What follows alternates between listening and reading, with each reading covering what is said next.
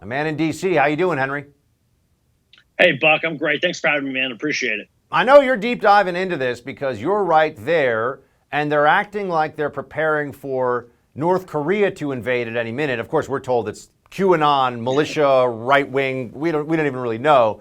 What can you tell us about what we know about the threat? Yeah, so I mean, it's quite interesting, Buck. I'm working on a story actually right now that should be up in a little bit for the Daily Caller on this exact same subject.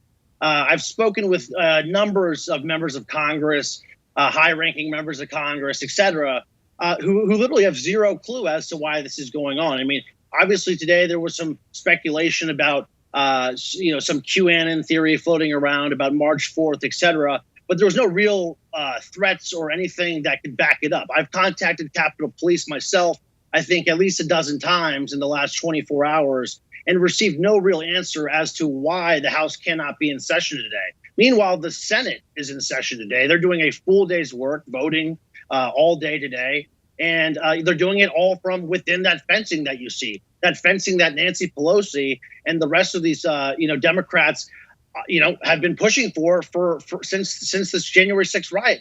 The DC has been locked down since then, and this is to their doing. But yet they are the ones who are calling to go home because they're scared of some made up riot that's not there, Buck. I was literally standing outside of the Capitol 30 minutes ago. I walked around. I had to do a loop because you can't even get near it anymore. There was no one. There was not a threat to be seen. I saw thousands or not, hundreds of National Guard, but I did not see any threat. Wait, this is really important because I don't think this is getting out there enough, Henry. So the House is like, oh my God, we're under threat. We can't do our jobs today.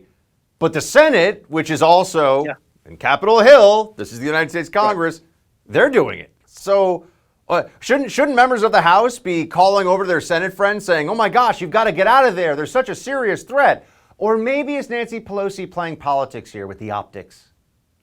That's exactly what I've been told by members of Congress. I mean, I was just speaking to Jim Jordan not too long ago, and he was telling me that, he has not been personally briefed on any type of security threat leading up to today's date.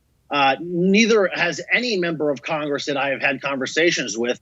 And I just think it's crazy. I mean, Jim Jordan and all these other guys completely, called out the leadership of the Democrats, saying, why in God's name is the Senate able to conduct a full day of business? They'll probably be there throughout the night, have a late nights night and be voting with all these National Guard troops who are outside, who are, where tax dollars are being paid for them to be there to protect our politicians. It's insane. It's like Nancy Pelosi called this, and I thought the reason why these National Guard troops were here were to protect Nancy Pelosi and everybody inside the Capitol. But she, I guess, doesn't think that's good enough. So now she's on her way home if she's not home already. The whole thing is just ridiculous and it's bogus. And I think that it's right for Republican members of Congress to be wondering, where is this intelligence coming from? This damning intel that says that we're going to be attacked.